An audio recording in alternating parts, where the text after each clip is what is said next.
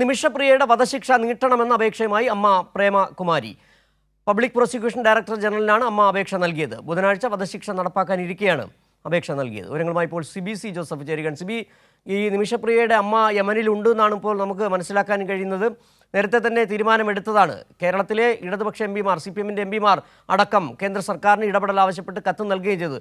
എന്താണ്, ഏതെങ്കിലും തരത്തിലുള്ള പ്രതീക്ഷയ്ക്ക് വകയുണ്ടോ? എന്താണ് ഇപ്പോൾ അമ്മ നൽകിയ അപേക്ഷയുടെ കൂടുതൽ വിവരങ്ങൾ?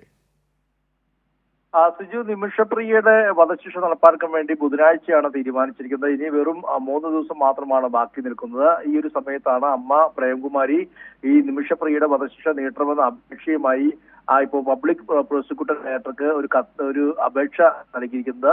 പ്രധാനമായും ഈ കൊല്ലപ്പെട്ട തലാൽ ഇയാളുടെ കുടുംബവുമായി ബന്ധപ്പെട്ടുകൊണ്ട് നഷ്ടപരിഹാരം ദിയാധനം സംബന്ധിച്ച ചർച്ചകൾ പുരോഗമിക്കുകയാണ്. അതുകൊണ്ട് തന്നെ ഇനിയും പ്രതീക്ഷകളുണ്ട്. അതുകൊണ്ട് ആ ചർച്ചകൾ പുരോഗമിക്കുന്ന പശ്ചാത്തലത്തിൽ ഈ ഒരു വധശിക്ഷ നടപ്പാക്കുന്ന ഉത്തരവ് മരവിപ്പിക്കണം, അല്ലെങ്കിൽ അത് നീട്ടിവെക്കണമെന്നൊരു ആവശ്യമാണ് ഇപ്പോൾ പബ്ലിക് പ്രോസിക്യൂഷൻ ഡയറക്ടർക്ക് നൽകിയിരിക്കുന്നത്.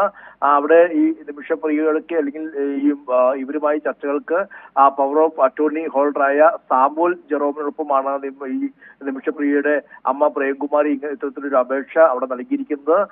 നിമിഷപ്രിയയുടെ അമ്മ കഴിഞ്ഞ 10-12 മാസമായി ഇപ്പോൾ യമനിൽ തന്നെയാണ് ഉള്ളത്. ഇവിടെ നിന്നും പ്രത്യേകമായ അനുമതിയോടുകൂടി തന്നെ ഈ ഒരു മോചനവുമായി ബന്ധപ്പെട്ടുകൊണ്ട് നടപടികൾക്കായി നിമിഷപ്രിയയുടെ അമ്മ പ്രേംകുമാരി യമനിൽ തന്നെയാണ് ഉള്ളത്.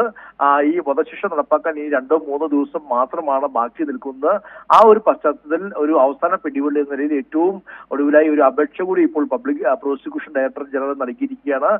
ഈ ഒരു ദിയാധനം സംബന്ധിച്ച് ഇപ്പോഴും അത് വേണമോ വേണ്ടയോ, അല്ലെങ്കിൽ അത് ആ കുടുംബം, ഈ കൊല്ലപ്പെട്ട ആളുടെ കുടുംബം ഇതുവരെ അത് സ്വീകരിച്ചിട്ടുമില്ല, എന്നാൽ തിരസ്കരിച്ചിട്ടുമില്ല. ഈ ഒരു പശ്ചാത്തലത്തിൽ ചർച്ചകൾ പുരോഗമിക്കുകയാണ്. യമന്റെ അവിടുത്തെ നിയമം അനുസരിച്ച് ഈ വധശിക്ഷയുടെ ഉത്തരവ് വന്നാൽ പോലും അവസാന നിമിഷവും ആ കുടുംബം മാപ്പ് നൽകാൻ തയ്യാറായാൽ, ഈ ഒരു ദിയാധനം സ്വീകരിക്കാൻ തയ്യാറായാൽ ഈ വധശിക്ഷ ഒഴിവാക്കാൻ കഴിയുകയും ചെയ്യും. ആ ഒരു പശ്ചാത്തലത്തിൽ പരമാവധി ഈ വേഗത്തിൽ തന്നെ നടപടികൾ ആരംഭിച്ചുകൊണ്ട് അല്ലെങ്കിൽ പരമാവധി ഈ മോചനം സാധ്യമാകാനുള്ള എല്ലാ വഴിയും ഈ സേവ് നിമിഷപ്രിയ ആക്ഷൻ കൗൺസിലിന്റെ നേതൃത്വത്തിൽ നടന്നു വരികയാണ്. സിജു.